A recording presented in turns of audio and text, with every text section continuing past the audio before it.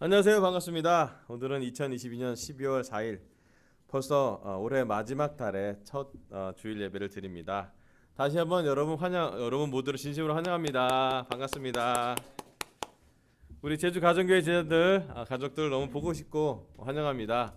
서울은 많이 추워졌습니다. 따뜻한 제주도에서 함께 하기를 너무 바라겠고요. 한 분 한 분 다 보고 싶습니다. 오늘 먼저 이렇게 성찬을 나누시는 김익현 형제님 너무나 감사드립니다. 이케 형의 옷을 보면서 결연한 대한민국을 느낄 수 있었고요. 네, 또 이렇게 특별히 도토리 집과 함께하는 그 장애인, 또 우리 사회적 약자 이런 부분에 대해서 너무나 마음을 갖고 계신 분이 계셔서 너무 감사하고, 또 우리 제주 가정교회는 애나와 함께하는 애나의 숲과 함께하는 아버지 어머니 또 가정교회 모두가 아마 제주도에서 하는 가장 큰 기능이 그런 장애인을 돌볼 수도 있고 또 힐링할 수 있는 아주 중요한 기능을 하시는 것 같은데, 그 제주 가정교회와 함께 할 수 있어서 다시 한번 진심으로 감사하고 싶습니다. 자, 오늘 말씀을 좀 준비해 볼게요. 넘겨주세요. 네. 해야죠. 얘기해야죠. 기쁘지 않습니까? 얼굴에 이렇게 웃음이 빡 나지 않습니까? 여러분, 이걸 기적이라고 사람들은 불러요. 경우의 수를 보니까 뭐 9%도 잘 안 되는 경우의 수를 얘기했는데 우리가 드디어 16강에 올라갔습니다. 거기에 이렇게 그 현재 간 사람들 막 울고요. 대한민국에서도 새벽 2시인데 광화문이나 시청에 있던 사람들은 뭐 같이 울고 너무 추웠을 거 아니에요. 고생한 만큼 막 웃고 누는 모습 보였는데 정말 자랑스러운 한국인들인 것 같아요. 다음 슬라이드 넘겨주세요. 네, 저는 이 손흥민 선수의 이 얼굴이 막 그 부어 오르는 상황에서 이렇게 막 눈물을 흘리면서 기뻐하는 모습, 우리가 기쁨의 눈물을 흘린 게 얼마만큼인지 정말 오랜만인 것 같은데 너무 감동이 되는, 어쩌면 우리나라 사람이라고 하면 다 격려가 될 만한 것들을 이번 주에 하나님 선물해 주셨네요. 너무 기가 막힌 경우의 수로 올라가서 다행이라고 생각합니다. 자, 다음 슬라이드 넘기세요. 네, 오늘은 에베소서 강의 23번째로 설교 주제가 가슴으로 주님께 노래하며 찬송하십시오입니다. 지난 주 중에는 22번째로 감사함을 삶으로 가져갑시다라는 말씀 전했고요. 삭개오처럼 집으로 가져갑시다. 한센병 환자 사마리안처럼 뒤돌아와서 감사합시다. 감사를 드립시다라는 말씀을 나눴습니다. 오늘 말씀은 이제 찬송에 대한 말씀을 드리도록 하겠습니다. 다음 슬라이드 넘겨주세요. 네, 우리가 지금 5장 마지막 부분을 하고 있고요. 부르심에 합당한 삶에 대해서 계속 말씀을 전하고 있습니다. 그 다음 슬라이드 넘겨주세요. 네, 지난주랑 이번 주는 이 두 구절을 갖고 계속 깊게 좀 얘기하고 있는데요. 한 목소리로 같이 한번 읽어보겠습니다. 봉독해 보겠습니다. 19절 시와 시작. 시와 찬미와 신령한 노래로 서로 화답하며 여러분의 가슴으로 주님께 노래하며 찬송하십시오. 모든 일에 언제나 우리 주 예수 그리스도의 이름으로 하나님 아버지께 감사를 드리십시오. 아멘. 에베소 5장 19절과 20절을 보면 사도 바울이 감사를 드리라고 하는데 그 전에 먼저 할 것이 뭐냐면 시와 찬미와 신령한 노래로 서로 화답하며 여러분의 가슴으로 주님께 노래하며 찬송하십시오라고 기록하고 있습니다. 사도 바울은 감옥에서 쓴 편지에서도 감사를 얘기하고 있고요. 감옥에서 쓴 편지에서도 찬송을 기록하고 있습니다. 오늘 그래서 하나님이 이 에베소서 강해 설교를 하면서 23번째 강해는 찬송에 대한, 찬양에 대한 말씀을 하라고 이렇게 주님으로 제가 믿고 배우고 묵상한 걸 좀 나누도록 하겠습니다. 오늘 첫 번째 포인트는 넘겨주세요. 가슴으로 찬송하십시오입니다. 여기 에베소 5장 19절에 나온 것처럼 여러분의 가슴으로 주님께 노래하며 찬송하십시오라고 사도 바울은 기록하고 있습니다. 다음 슬라이드 좀 넘겨주세요. 여기 가슴으로라는 표현에 헬라어로 보면 여러분의 마음, 하트, 심장으로 찬송하라는 말씀이 있습니다. 또 요즘 많은 우리가 좀 약간 혼용하는 부분인데 찬송과 찬양에 대해서 우리가 비슷하긴 한데 좀 보잖아요. 근데 그 뜻을 좀 보면요, 찬양은 영어로는 praise라는 뜻인데 아름답고 훌륭한 것을 기리고 드러내는 것을 찬양이라고 해요. 찬송은 야다라는 히브리어 표현의 나온 말씀인데 손을 내민다, 넓은 의미로 표현하면 하나님께 영광을 드린다. 좁은 의미로 보면 하나님께 울리는 찬송의 노래나 음악을 연주하는 것이라고 되어 있습니다. 사도 바울은 가슴으로 주님께 노래하고 찬송하라고 에베소 5장의 말씀으로 기록하고 있습니다. 자, 그렇다면 가슴으로, 마음으로, 하트로 찬송하는 것은 무엇을 의미하는 것일까요? 여러분, 음악의 힘은 대단합니다. 그러지 않아요? 대단한 건 뭐냐면 음악은 세기가 지나도 500년이 지나도 클래식이라고 남아있어요. 악보가 남아있으면 음악은 재생됩니다. 악보를 읽을 수만 있으면 그 음악이 피아노나 여러 가지 관현악으로 500년도 더 된 음악을 우리는 베토벤이든 모차르트든 어떤 거라도 음악은 살아납니다. 음악은 부활합니다. 음악에는 엄청난 힘이 있습니다.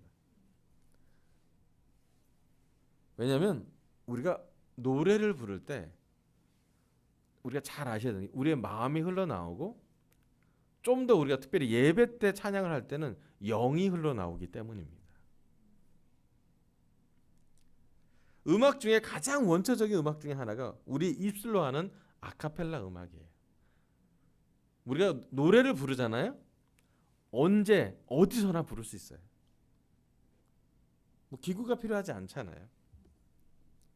심지어 같은 노래를 부르면 그 노래를 부르는 사람만큼은 하나가 됩니다. 음악은 하나로 모으는 힘이 있어요. 그 안에는 감동이 있고 눈물이 있고 음악을 통해서 사람들은 많이 위로를 받아요. 힐링을 할 때 항상 음악은 아주 부드러운 음악은 동반되면서 힐링의 시간을 갖습니다. 여러분 병원에 가보세요. 다 피아노 음악이 흘러나옵니다. 그러지 않아요? 우리 안에 음악적인 요소가 되게 많이 있습니다. 다음 슬라이드 좀 보여주세요. 이 추운 날 사람들이 새벽 2시에 모이는 이유고 모여서 우리가 뭐 했나요? 응원했잖아요.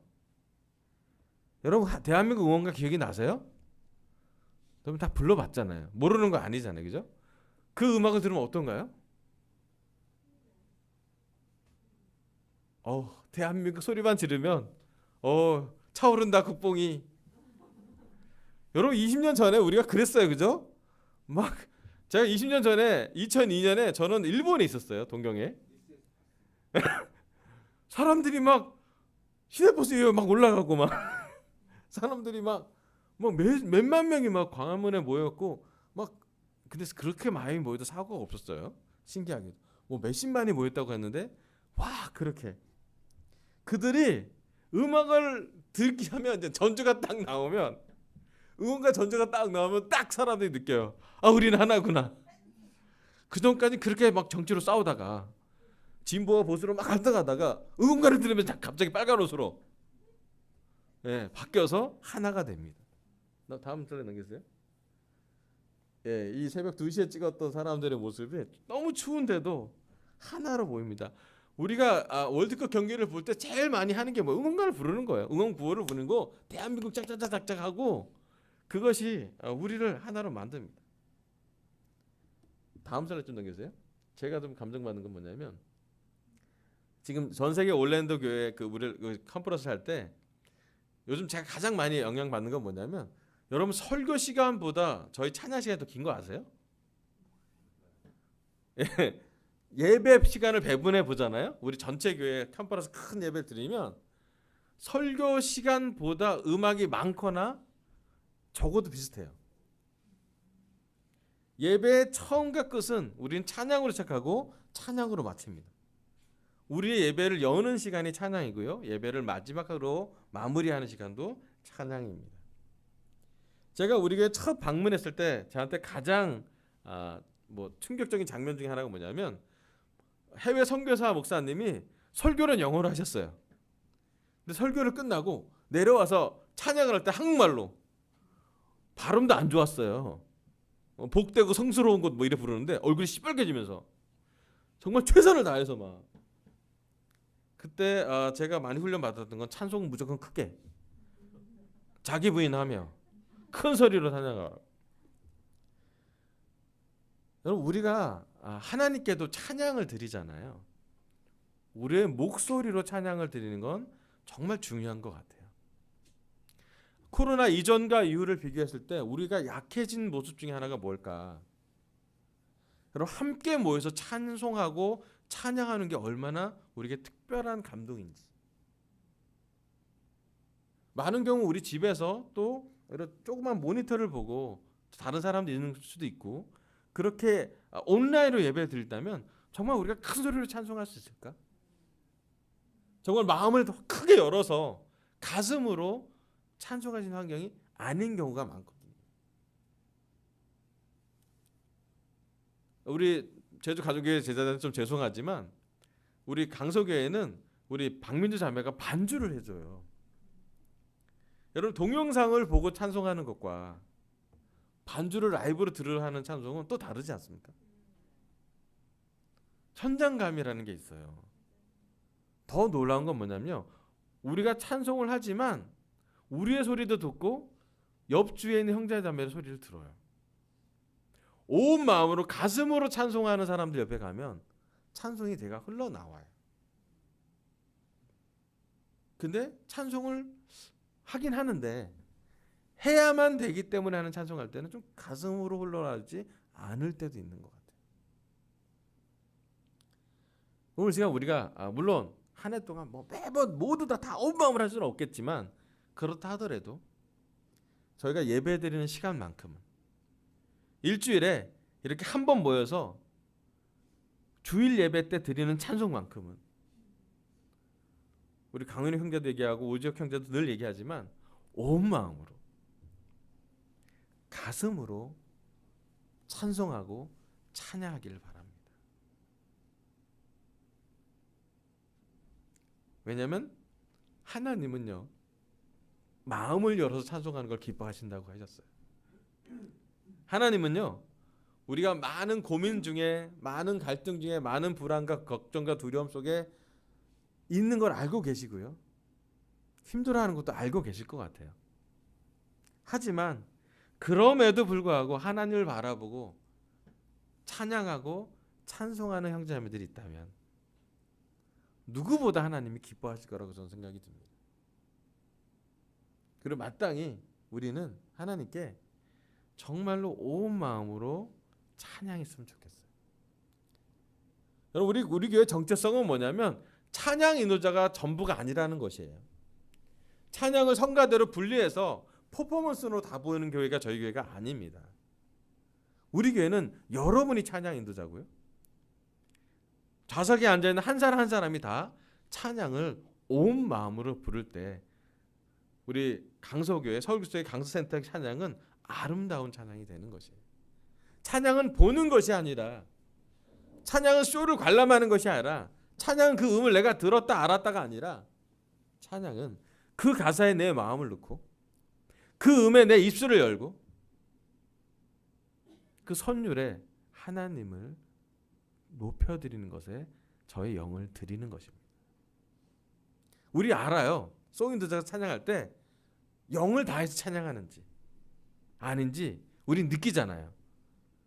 기술로 찬양하는지 아니면 마음으로 찬양하는지, 힘들지만 온 마음으로 찬양하는지 힘들기 때문에 적당히 찬양하는지.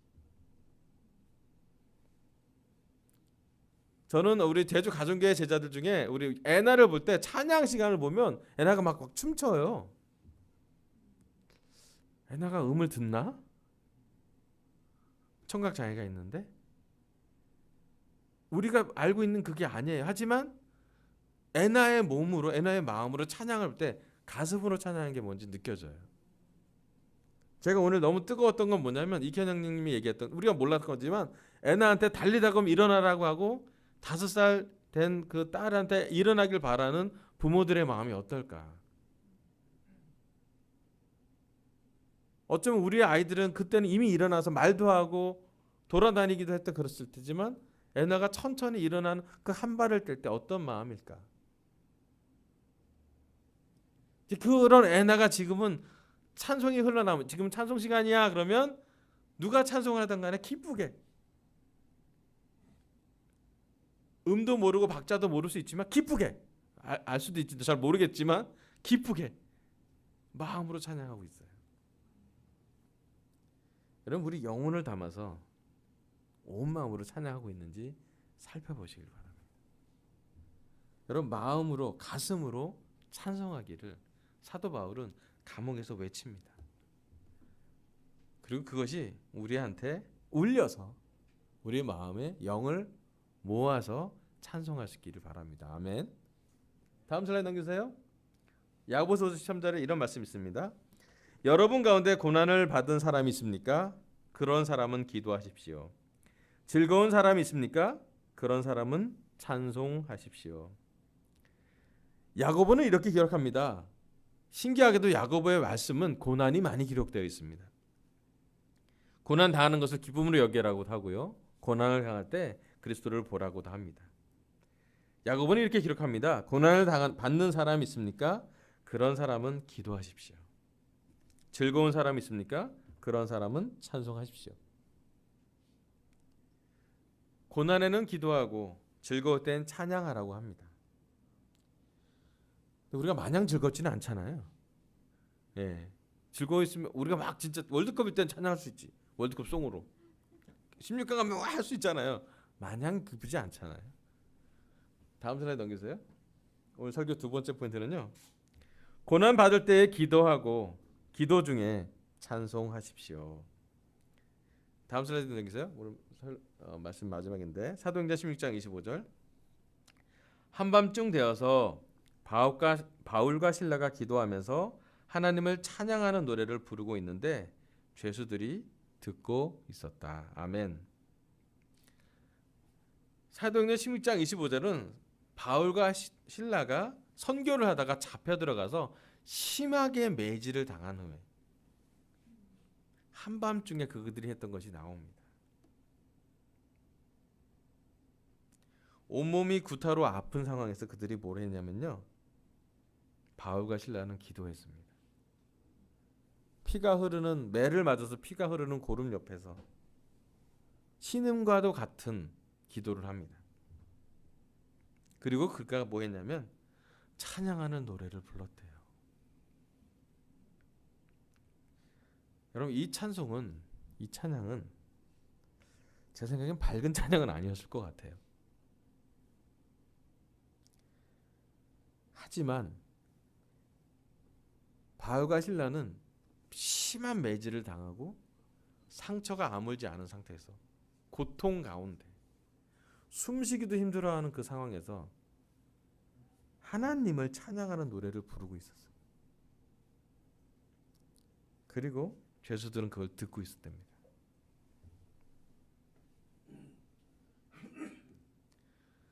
누가 감옥에 들어와서 아파서 밤새도록 비명을 질러도 이상하지 않은 상황에서 이 상황에서 하나님께 감사한다고? 이 상황에서 하나님을 찬양한다고? 거의 불가능에 가까운 시간을 보냅니다. 놀라운 것은요. 사도 바울과 실라가 했던 찬양에는 영향력이 있었어요.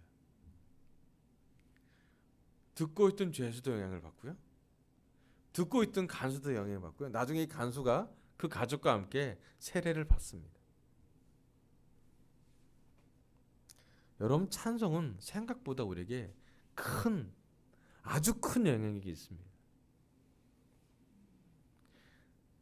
하나님이 사도 바울을 통해서 우리한테 전해주는 메시지는 좀 강하게 정신 차리라고 얘기할 수도 있어요.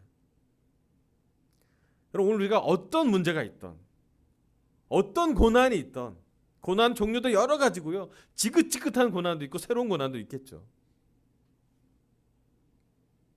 어떤 교회 상황이 있던 어떤 가정 상황이 있던 우리가 아프던 덜 아프던 사도 바울은 이야기합니다. 하나님을 찬양하라고요. 내가 좋은 일이 생겨서 기쁠 때만 찬양하는 것이 아니라 16강에 찬양할 수 있죠. 하지만 사도 바울은 이야기합니다. 고난 중에 고통 중에 부르는 찬양이 어쩌면 우리한테 진짜 찬양 아닐까요? 마음을 열어서 눈물을 열어서 가슴을 열어서 드리는 찬양이에요. 저는 모르겠어요. 파스터 바울이 그 아픈 상황에 어떻게 찬양할 수 있었는지. 그가 불렀던 선율이 어떤 선율이었으며 과연 음이라도 맞았을지. 아니요. 너무 거친 찬양이었을 거고, 거친 숨을 쉬었을 거고, 거친 호흡 중에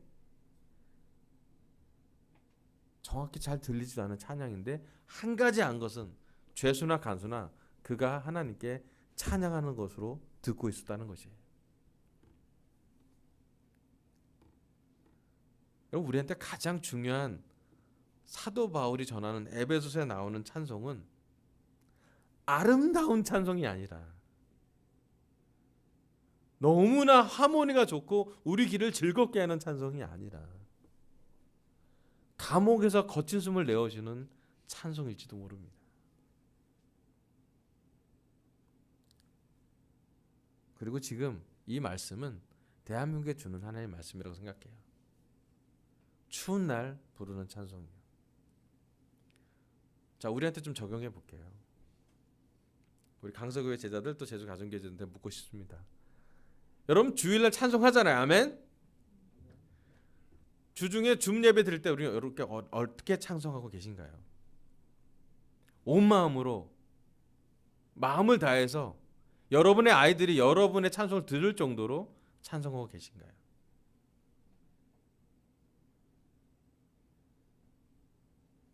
주중에 우리는 찬송하고 있나요? 우리 매일 기도하고 있을 거예요. 아멘. 전 믿어요. 여러분 기도 중에 찬송이 흘러나오고 있습니까? 시편은 탄원시라고 표현됩니다. 시편의 그 많은 149편이 되는 충분히 많은 시편의 3분의 2는 대부분 눈물을 함께하는 하나님 왜 안 들어주세요? 하고 하는 탄원시가 되어 있습니다. 시편의 대부분은 눈물이 기록되어 있어요. 더 정확히 얘기하면 이스라엘 사람은 그 시편을 갖고 은유를 넣어서 그냥 찬송합니다.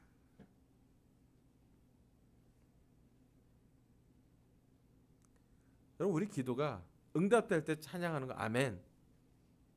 하지만 우리 기도가 응답되지 않은 상황에서도 사도 바울은 찬양했을 거예요. 예수님의 찬송은요, 좋은 환경에서 찬송이 아니라 예수님이 감난산에 올라갈 때 겟세마네 동산에서 다 그 시간을 보낼 때 그들은 찬송을 부르고 올라갔어요. 예수님 십자가 달기 전에 가장 마지막으로 한 것은 찬송을 하고 겟세마네 기도를 하고 그 십자가를 가시고 계셨습니다.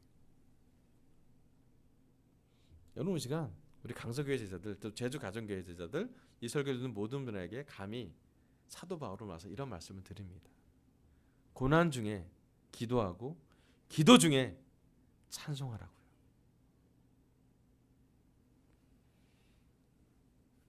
특별히 이제 우리 이 말씀 듣는 우리 결혼부 형제자매들한테 하나님 말씀하십니다.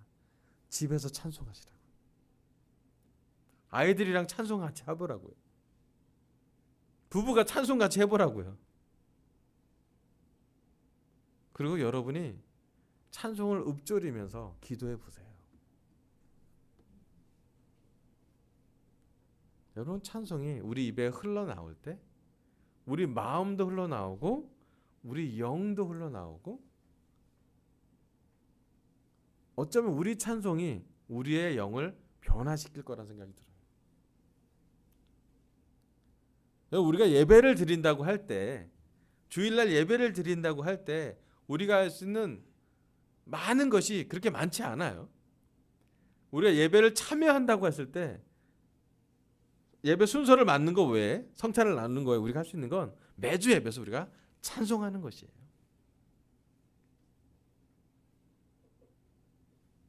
여러분 주일 예배의 중심은 찬송과 성찬과 기도와 말씀입니다. 여러분 우리가 찬송할 때 하나님이 우리 찬송을 들으실 거예요.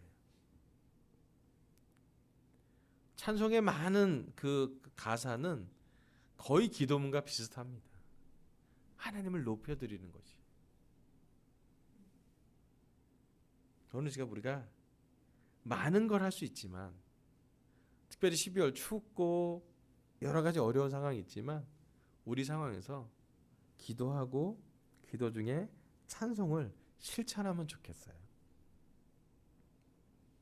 네, 성탄절이 다가와서 우리 성탄 찬양도 많이 기쁘게 할 거예요.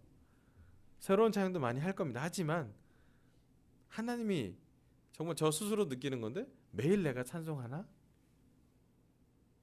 주일내만 찬송하는 거 아닌가? 어쩌면 내가 찬송하는 양도 늘려야겠구나. 내가 찬송을 훈련해야 되겠구나. 내 입술로 찬송하는 걸 내 마음에, 내 삶에 내가 초대해서 지부에서 찬양하고, 출근할 때 사람들 없을 때 찬양하고, 퇴근할 때 별 보고 찬양하고, 내가 좀 더 찬양을 늘려야겠구나 라는 결정을 하게 되었습니다. 저와 같이, 여러분도 같이 찬송을 좀 늘려보시면 좋겠어요. 그리고 평소에도 많이 찬송할 수 있는 그런 제자를 한다면, 그때 우리의 마음이 흘러나오고 우리의 영이 흘러나오고, 심지어 찬송으로 눈물을 흘려도 괜찮을 것 같아요. 그 시간에 하나님이 기뻐하실 거라 생각이 들었습니다. 마지막 슬라이드 넘겨주세요. 하나님 오늘 에베소서 23번째 말씀으로 저에게 이 말씀을 전하겠습니다. 가슴으로 주님께 노래하며 찬송하십시오. 첫 번째, 가슴으로 찬송하십시오. 영혼을 담아 온 마음으로 찬양하기로 결정했으면 좋겠습니다. 두 번째, 고난 받을 때 기도하고 기도 중에 찬송하십시오. 우리도 바울처럼 감옥은 아닐지라도 우리에게 있는 고난 중에 기도하고, 우리가 그 기도 중에 매일 가능하면 찬양하기로 결정하길 바라고요. 설교를 마치겠습니다. 감사합니다.